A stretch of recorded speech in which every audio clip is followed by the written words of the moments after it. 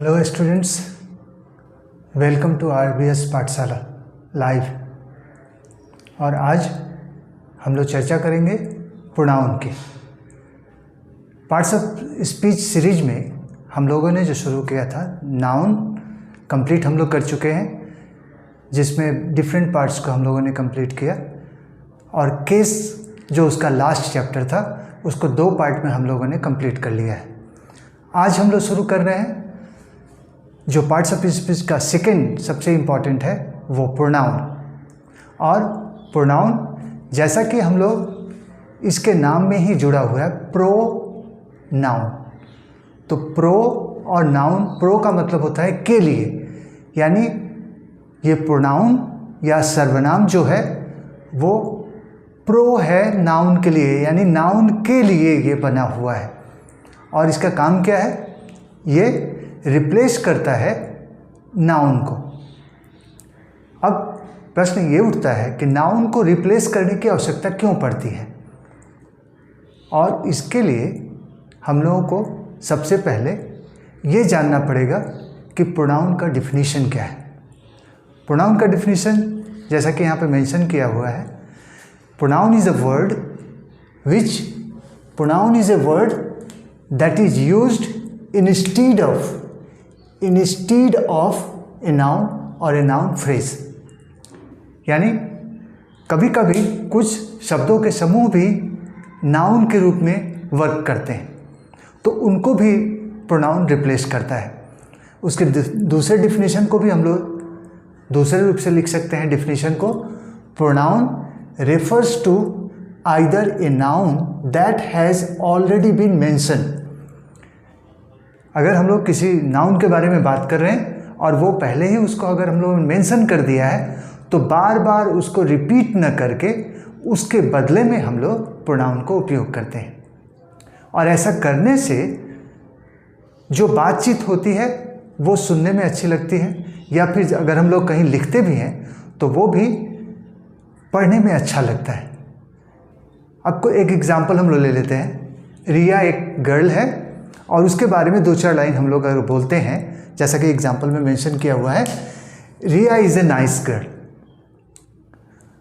Riya can dance and sing, Riya also plays. 3 sentence लिखा हम लोगों ने और तीनों में बार बार रिया हम लोग लिख रहे हैं। तो Riya is a nice girl, Riya can dance and sing, Riya can play also, Riya is friendly with everyone. अब उसी को हम लोग प्रोनाउन को इंट्रोड्यूस करते हैं और इसी एग्जाम्पल को प्रोनाउन रिप्लेस करता है। अगर रिया को, तो पढ़ने में कैसा लगता है इसको हम लोग देखते हैं कि Riya is a nice girl, she can dance and sing, she also plays, she is friendly with everyone. तो यहाँ पे सी ने रिया को रिप्लेस किया और इसलिए रिया जो नाउन है उसको सी जो कि प्रोनाउन है रिप्लेस करता है। और इस रिप्लेस करने के कारण जो पैसेज हम लोगों ने यहाँ पे लिखा था, जो 3-4 लाइन हम लोगों ने रिया के बारे में लिखा था, वो अब सी के इंट्रोड्यूस कर देने के बाद सुनने में या पढ़ने में अच्छा लग रहा है, जबकि बार बार रिया का नाम लेना थोड़ा सा ऑकवर्ड लग रहा था। तो अब यहाँ पे हम लोग जैसा कि जानते हैं कि नाउन को प्रोनाउन रिप्लेस करता है। तो अगर नाउन कई प्रकार का है तो प्रोनाउन के भी डिफरेंट काइंड्स होने चाहिए, क्योंकि एक ही तरह का प्रोनाउन हर प्रकार के नाउन को रिप्लेस नहीं कर सकता है। और इसीलिए प्रोनाउन के भी कई काइंड्स हैं और इन काइंड्स को हम लोग नीचे देख सकते हैं। पर्सनल प्रोनाउन, उसके बाद है reflexive pronoun, emphasis pronoun, possessive pronoun, demonstrative pronoun, उसके बाद distributive pronoun, reciprocal pronoun, indefinite pronoun, interrogative pronoun and relative pronoun. तो इस तरह से हम लोग प्रोनाउन के सभी भाग को देख रहे हैं। अब 1 बाय 1 हम लोग उसको डिस्कस करेंगे और थोड़ा सा डिटेल्स में समझने का प्रयास करेंगे। प्रोनाउन का जो पहला और इम्पॉर्टेंट पार्ट है वो है पर्सनल प्रोनाउन, और पर्सनल प्रोनाउन रिलेट करता है या स्टैंड करता है पर्सन के लिए। तो पर्सन पहले हम लोग जानने का प्रयास करेंगे कि पर्सन कितने प्रकार के होते हैं। तो पर्सन, जैसा कि यहाँ मेंशन किया हुआ है, पर्सन 3 प्रकार के होते हैं, first person, second person, third person. और ये तीनों किस प्रकार से हम लोग पहचान सकते हैं, इसका आसान तरीका है कि बातचीत के दौरान मान लीजिए कि हम लोग एक आदमी किसी दूसरे आदमी से बात कर रहा है और किसी तीसरे व्यक्ति के बारे में बात कर रहा है। तो पहला व्यक्ति जो बोलता है, यानी बोलने वाला कौन कौन सा होता है, आई जो कि सिंगुलर में है और प्लुरल में वी। आई और वी बोलने वाले हैं, स्पीकर्स। तो जो स्पीकर्स होते हैं, बोलने वाले होते हैं, वो फर्स्ट पर्सन कहलाते हैं। सेकंड पर्सन है यू, सुनने वाला केवल तुम होता है, वो यू सेकंड पर्सन है।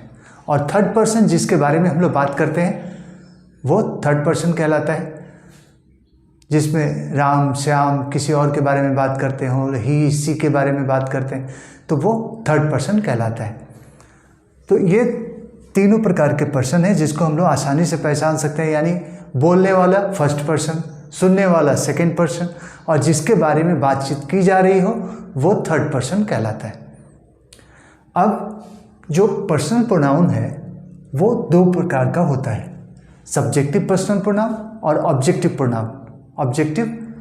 Personal pronoun. तो सब्जेक्टिव पर्सनल प्रोनाउन वो प्रोनाउन होता है जो सब्जेक्ट के लिए स्टैंड करता है, यानी सब्जेक्ट के रूप में सेंटेंस में काम करता है। और ऑब्जेक्टिव पर्सनल प्रोनाउन होता है जो सेंटेंस में ऑब्जेक्ट के रूप में काम करता है। एक एग्जाम्पल हम लोग लेते हैं कि Ram and Shyam are brothers. Ram's brother is Shyam, he likes him very much. तो यहाँ पे राम्स ब्रदर इज श्याम, तो ही यानी राम के लिए आया है, लाइक्स हिम किसके लिए आया है, श्याम के लिए आया है। यानी यहाँ पे जो ऑब्जेक्ट है उसके लिए हिम आ गया और जो सब्जेक्ट है उसके लिए ही आया। तो उस तरह से हम लोग देखते हैं कि जो ऑब्जेक्टिव प्रोनाउन है वो सबके लिए अलग अलग है। आई के लिए मी, वी के लिए अस, यू के लिए योर, ही के लिए हिम, सी के लिए हर और दे के लिए देम। ये पर्सनल प्रोनाउन ऑब्जेक्टिव के रूप में काम करते हैं, और ये सब्जेक्ट के रूप में, ये सिंगुलर में आई, यू, ही, सी, इट, और प्लुरल के रूप में वी, यू, दे। यू एक ऐसा शब्द है जिसको हम लोग सिंगुलर और प्लुरल दोनों के रूप में यूज करते हैं। जैसे तुम और तुम लोग हिंदी में 2 तरह से यूज होता है, सिंगुलर के रूप में भी और प्लुरल के रूप में भी। तो पर्सनल प्रोनाउन इसी तरह से हम लोग पहचान सकते हैं, और यही इसके मुख्य भाग है जिसको हम लोग पर्सनल प्रोनाउन में रखते हैं। प्रोनाउन का दूसरा इम्पॉर्टेंट जो टाइप है वो रिफ्लेक्सिव प्रोनाउन है, और रिफ्लेक्सिव प्रोनाउन रिलेटेड है रिफ्लेक्ट से, यानी रिफ्लेक्सिव प्रोनाउन अपने आप की तरफ यानी सब्जेक्ट की तरफ रिफ्लेक्ट करता है। इसका डिफिनीशन जो है ये शुरू होता है myself, yourself, him self, जहाँ पे सेल्फ लगा हो, और ऐसे जब प्रोनाउन उपयोग किए जाते हैं when used as the receiver of action are called reflexive pronoun. यानी वो स्वयं के लिए, अपने आप के लिए जब रिफ्लेक्ट करते हैं एक्शन को तो वो रिफ्लेक्सिव प्रोनाउन कहलाते हैं।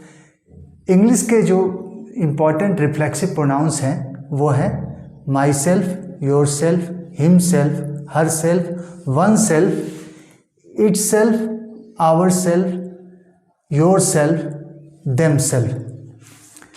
Reflexive pronoun reflect back upon the subject of the sentence.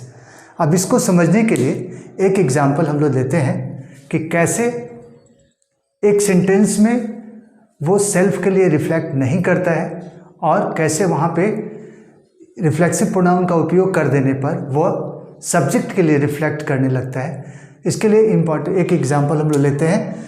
Jack decided to reward Mary. यहाँ पे मैरी क्या है? ऑब्जेक्ट है, जैक सब्जेक्ट है। विथ ए डिनर आउट, यानी जैक ने डिसाइड किया कि वो मैरी को रिवार्ड करेगा और कैसे? उसको बाहर डिनर कराने के लिए ले जाएगा। अब इसी पे रिफ्लेक्सिव प्रोनाउन का यूज करते हैं हम लोग। तो Jack decided to reward himself, यानी यहाँ पे मैरी जो ऑब्जेक्ट थी उसके जगह पे हिमसेल्फ का उपयोग किया गया और ये हिमसेल्फ रिफ्लेक्ट कर रहा है जैक की तरफ, यानी जो ऑब्जेक्ट है वो सब्जेक्ट की तरफ रिफ्लेक्ट कर रहा है और इसलिए ये हिमसेल्फ का उपयोग यहाँ पे रिफ्लेक्सिव प्रोनाउन के रूप में हुआ है। ठीक, एक और एग्जांपल हम लोग लेते हैं। She expresses the fact very nicely. वह तथ्यों को बहुत अच्छी तरह से एक्सप्रेस करती है।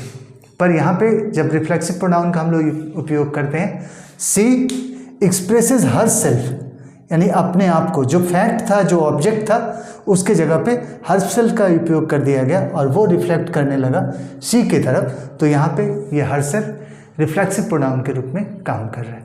ठीक, तीसरा एग्जाम्पल हम लेते हैं। सी गॉट देम इन डिफिकल्टी। उसने उन लोगों को कठिनाइयों में पाया। पर यहाँ पे देम जो है वो ऑब्जेक्ट है और उस देम को रिप्लेस करते हैं हम लोग हर सेल्फ से। She got herself in difficulty and then herself reflects on to the subject she and here is reflexive pronoun. तो जब इन रिफ्लेक्सिव प्रोनाउंस का उपयोग सब्जेक्ट की तरफ रिफ्लेक्ट करने के लिए उपयोग किया जाए तो वो रिफ्लेक्सिव प्रोनाउन। अगला प्रोनाउन है emphasis pronoun. Emphasis pronoun actual में रिफ्लेक्सिव प्रोनाउन ही है जिसमें myself, herself, yourself, ourself का उपयोग होता है। पर रिफ्लेक्सिव प्रोनाउन और एम्फेसिस प्रोनाउन में एक ही प्रोनाउन का यूज होते हुए भी कुछ डिफरेंसेस हैं। तो सबसे पहले एम्फेसिस प्रोनाउन और intensive pronoun are the pronouns reflexive pronoun. वो रिफ्लेक्सिव ही प्रोनाउन है but that are used to emphasise the subject और antecedent in a sentence often in a sense of and not someone else. जैसे reflexive pronoun में अपने आप के लिए प्रयोग होता था प्रोनाउन का, पर यहाँ पे खुद अपने पर स्ट्रेस देने के लिए कि किसी और ने नहीं बल्कि मैंने ही उस काम को किया है, या तो इस तरह का जो प्रोनाउन होता है एम्फेसिस प्रोनाउन होता है। इसको थोड़ा सा समझने के लिए हम लोग एग्जाम्पल देखते हैं। जैक मेड हिज सपर हिमसेल्फ। जैक ने अपना शाम का नाश्ता खुद बनाया। यहाँ पे किसी और ने नहीं बनाया उसके लिए नाश्ता, बल्कि उसने खुद बनाया। He closed the store himself. उसने स्टोर को खुद बंद किया, स्वयं बंद किया। You yourself offer to help me. तुमने खुद मेरी मदद करने के लिए ऑफर किया था। She herself lifted the heavy box alone. उसने भारी बक्से को खुद ही उठाया था। अब रिफ्लेक्सिव प्रोनाउन रिफ्लेक्ट बैक करता है, पर एम्फसाइजिंग प्रोनाउन जो है वो स्ट्रेस क्रिएट करता है, यह साबित करने के लिए कि खुद वो काम किया गया। तो दोनों के अंतर को समझने के लिए हम लोग दो एग्जाम्पल लेते हैं कि किस तरह से रिफ्लेक्सिव प्रोनाउन और एम्फसाइजिंग प्रोनाउन एक दूसरे से अलग है। इसको समझने के लिए दो एग्जाम्पल हम लोग लेते हैं। आई वॉश माई सेल्फ, मैंने खुद को साफ किया। और दूसरा एग्जाम्पल लेते हैं, I myself lifted the heavy box, मैंने खुद ही भारी बक्से को उठाया, खुद उठाया। तो इसके लिए हम लोगों को करना क्या पड़ेगा, सबसे पहले वर्ब से क्वेश्चन करते हैं हम लोग। whom, पहला स्टेप है कि ask whom to verb, verb से whom पूछते हैं। तो वर्ब से whom पूछेंगे तो हम लोगों को ऑब्जेक्ट मिलेगा, और हम लोगों को रिफ्लेक्सिव प्रोनाउन के लिए ऐसा ऑब्जेक्ट चाहिए जो सब्जेक्ट को रिफ्लेक्ट कर रहा हो, सब्जेक्ट की तरफ रिफ्लेक्ट कर रहा हो। तो अगर हम लोग इसमें वर्ब जो कि वॉश है, वॉश से अगर पूछते हैं कि whom, किसे साफ किया, तो आंसर मिलेगा माई सेल्फ, क्योंकि माई सेल्फ यहाँ पे ऑब्जेक्ट है। तो माई सेल्फ ऑब्जेक्ट है, यानी माई सेल्फ, योर सेल्फ या आवर सेल्फ, इस तरह के जब प्रोनाउन ऑब्जेक्ट के रूप में यूज होते हैं और रिफ्लेक्ट करते हैं किसको, यहाँ पे रिफ्लेक्ट किसको कर रहा है, माई सेल्फ रिफ्लेक्ट कर रहा है आई को। तो इसलिए ये रिफ्लेक्सिव प्रोनाउन है जहाँ पे ऑब्जेक्ट के रूप में इस तरह के प्रोनाउंस का उपयोग किया जाता है। जबकि सेकंड एग्जाम्पल में I myself lifted the heavy box, यहाँ पे वर्ब है लिफ्टेड। अगर हुम पूछते हैं लिफ्टेड से, लिफ्टेड हुम, तो यहाँ आएगा answer heavy box. Heavy box को लिफ्ट किया, न कि माई सेल्फ को। तो हैवी बॉक्स को लिफ्ट किया यानी ऑब्जेक्ट यहाँ पे हैवी बॉक्स है, और इसलिए हर यहाँ पे माई सेल्फ का प्रयोग किस लिए किया गया कि खुद के लिए स्ट्रेस किया जा सके कि मैंने इस काम को खुद किया। तो ये अपने आप को और यहाँ पे खुद को, खुद के दो शब्द यहाँ पे अंतर कर, रिफ्लेक्सिव प्रोनाउन में अपने आप को और एम्फसाइजिंग प्रोनाउन में खुद, ये दो शब्द दोनों को अंतर करते हैं। यहाँ पे ऑब्जेक्ट के रूप में माई सेल्फ नहीं है, और इसलिए यहाँ पे माई सेल्फ का उपयोग केवल स्ट्रेस क्रिएट करने के लिए किया गया, न कि वो ऑब्जेक्ट है और ना ही वो सब्जेक्ट की तरफ रिफ्लेक्ट कर रहा है। तो इस तरह से रिफ्लेक्सिव प्रोनाउन और एम्फसाइजिंग प्रोनाउन दोनों में एक ही चीज़ों का प्रयोग होता है, एक ही प्रोनाउन का उपयोग होता है। Myself, yourself, them self और आवर सेल्फ, इस तरह के प्रोनाउन का यूज होता है, पर यूज करने का तरीका अलग होता है, इसलिए दोनों में अंतर है। प्रोनाउन का चौथा टाइप है पोसेसिव प्रोनाउन। पोसेसिव प्रोनाउन हम लोग केस में पोसेसिव केस पढ़ चुके हैं, और पोसेसिव का अर्थ ही होता है बिलोंगिंग्स, यानी ऑथोरिटी, किसी चीज का मालिकाना हक किसका है, इसका जो प्रोनाउन एक्सप्रेस करता हो वो पोसेसिव प्रोनाउन कहलाता है। A pronoun that shows possession or sense of belonging is called possessive pronoun. तो possessive pronoun कौन-कौन से होते हैं? Mine, our, your, his, her, theirs are possessive pronoun. यहाँ पे देख रहे हैं हम लोग mine की जगह पे my यूज करते हैं, किए, our भी यूज होता है, your यूज होता है, his, हर्ष। तो हमेशा पोसेसिव प्रोनाउन और पोसेसिव एडजेक्टिव में कंफ्यूजन होता है। तो हम लोग लिस्ट में देखते हैं कि कौन सा पोसेसिव एडजेक्टिव होता है और कौन सा पोसेसिव प्रोनाउन होता है, और उनका यूज कैसे होता है, किस प्रकार से उनको प्रयोग में लाया जाता है सेंटेंस के अंदर। तो यहाँ पे हम लोग एक लिस्ट बनाते हैं पर्सन के अनुसार। फर्स्ट पर्सन आई, वी, आई है, आई का पोसेसिव एडजेक्टिव माई होता है और पोसेसिव प्रोनाउन माइन होता है। ये पोसेसिव प्रोनाउन है। माई क्या है? Possessive adjective. उसी तरह वी का आवर, आवर्स, योर का, यू का योर, योर्स। थर्ड पर्सन जो होता है ही, सी, दे, ही का हिज और हिज, ये दोनों में ही एक ही होता है। पर सी का हर और हर्स, एस लग जाता है। दे का देयर, देयर्स। यानी हम लोग देख रहे हैं कि पॉसेसिव एडजेक्टिव में हिज को छोड़कर अगर एस लगा दिया जा रहा है, और माइन, माई को छोड़कर माई में माइन हो जा रहा है, बाकी सब में एस केवल ऐड कर देने से वो पॉसेसिव प्रोनाउन बन जा रहा है। पॉसेसिव एडजेक्टिव से पॉसेसिव प्रोनाउन बन जा रहा है। अब पॉसेसिव एडजेक्टिव या पोसेसिव प्रोनाउन, ये दोनों का सेंटेंस में कैसे यूज होता है। तो जो पोसेसिव प्रोनाउन है वो नाउन के बाद आता है, जबकि पोसेसिव जो एडजेक्टिव है वो नाउन से पहले यूज किया जाता है। एग्जांपल के रूप में हम लोग देख सकते हैं, दिस बाइसाइकिल इज माइन। यहाँ पे माइन आ रहा है, बाइसाइकिल नाउन है, यहाँ पे उसके बाद में आ रहा है। जबकि यहाँ पे हम लोग देखते हैं, दिस इज माई बाइसाइकिल, ये पोसेसिव एडजेक्टिव है और ये नाउन के पहले आ रहा है। तो इस तरह से पोसेसिव एडजेक्टिव और पोसेसिव प्रोनाउन में हम लोग डिफरेंशिएट कर सकते हैं, उसमें कोई कंफ्यूजन। अब हम लोग जानेंगे कि डिमॉन्स्ट्रेटिव प्रोनाउन क्या होता है। डिमॉन्स्ट्रेटिव प्रोनाउन वस्तुओं को बताने के लिए, उनको इंडिकेट करने के लिए इसका उपयोग किया जाता है। अब वस्तुएं नज़दीक भी हो सकती हैं, दूर भी हो सकती हैं, तो उनके लिए अलग अलग प्रोनाउंस का उपयोग किया जाता है।